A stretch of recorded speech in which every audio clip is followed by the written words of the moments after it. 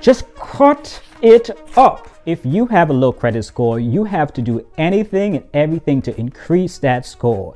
To do that, you have to understand what actions impact your credit score, and that's what this video is about. So let's get into it. Coming up in this video, we will be going over the credit profiles for Kathy, Young, and Maria. But before we get there, there's some important information that you need to know so that you can understand what actions impact your credit score, also known as a FICO score, and what actions you need to take to improve that score. Consider this. If you were lending your own money to a friend, you'd want to make sure you'll get paid back. You'd probably wonder, have they paid their past debts on time? How much debt do they already have? And who else are they approaching for the loan?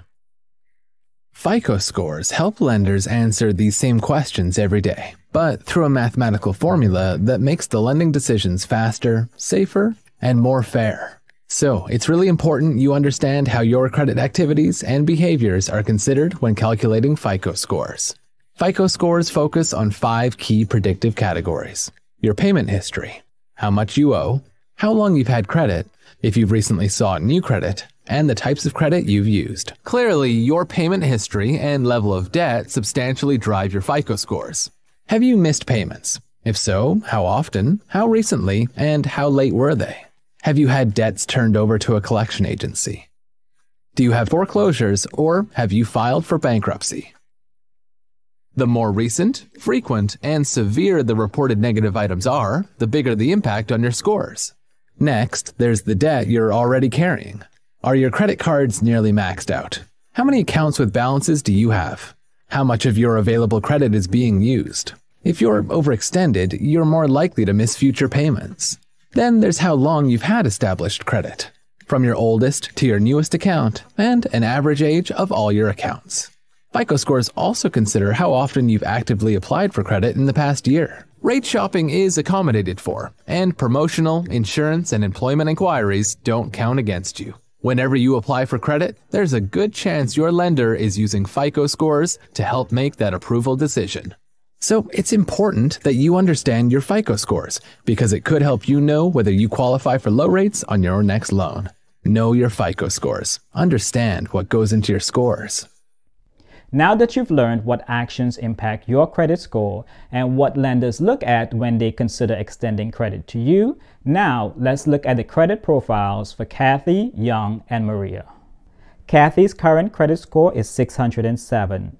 She has a total of 7 credit accounts. Kathy has 8 years of credit history. Her utilization is 67%. Revolving balance is $5,760. Kathy has delinquencies that are over 30 days, as well as having charge-off accounts in the last 2 years. Young's current credit score is 710. He has a total of 2 credit accounts. Young has 2 years of credit history. His utilization is 26%. Revolving balance is $250. Young has no delinquencies or charge-offs. Maria's current credit score is 793. She has a total of 21 credit accounts. Maria has 19 years of credit history. Her utilization is at 12%. Revolving balance is $6,500. Maria has no delinquencies or charge-offs. If a payment is missed by 30 days, Kathy's score can drop from 607 to anywhere between 570 to 590. If a payment is missed by 90 days, Kathy's score can drop from 607 to anywhere between 560 to 580. If the revolving balance is reduced by 25%, Kathy's score can increase from 607 to anywhere between 615 to 635. If a payment is missed by 30 days, Young's score can drop from 710 to anywhere between 645 to 665. If a payment is missed by 90 days, Young's score can drop from 710 to anywhere between 530 to 550. If the credit cards are maxed out, Young's score can drop from 710 to anywhere between 615 to 635.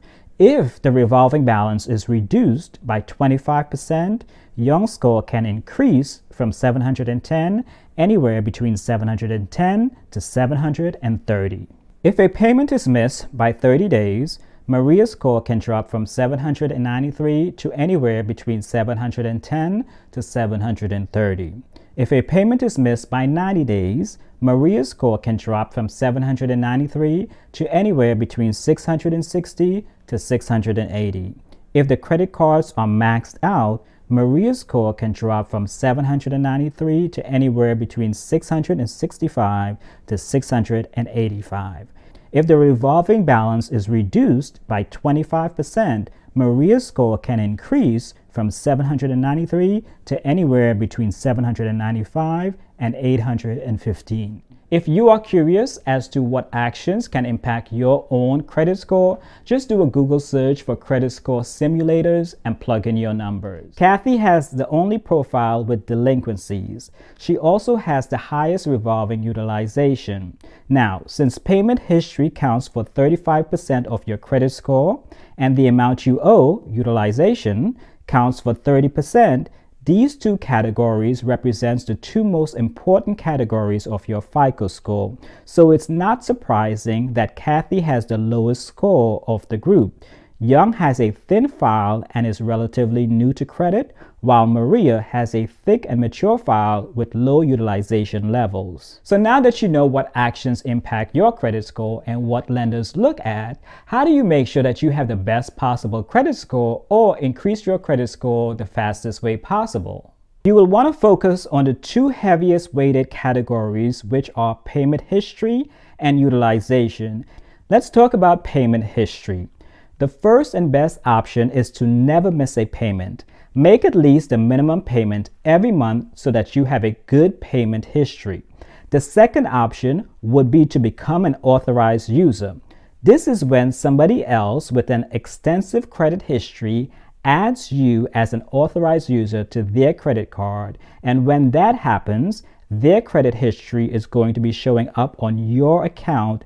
This term is also known as credit piggybacking because essentially you're able to get all the benefits of someone else's score without you needing to do all the work.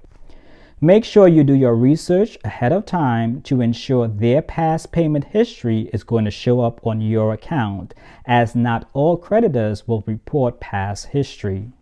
Alright, so what happens if you can't pay down your debt every month, or you have nobody who can add you as an authorized user on their credit profile? The next best thing will be to try and increase your credit utilization limit. You want to call your credit card company and try to get a credit limit increase. Remember, 30% of your credit score consists of the amount of credit you have available to the amount of debt you have. If you can increase your credit limit, you will increase your credit score. In addition, if you pay off a credit card and there's no annual fee to have that card, you do not want to close down that credit card account. The limits on those cards or that card will count towards your utilization. Plus, you don't want to lose the payment history reporting for that card.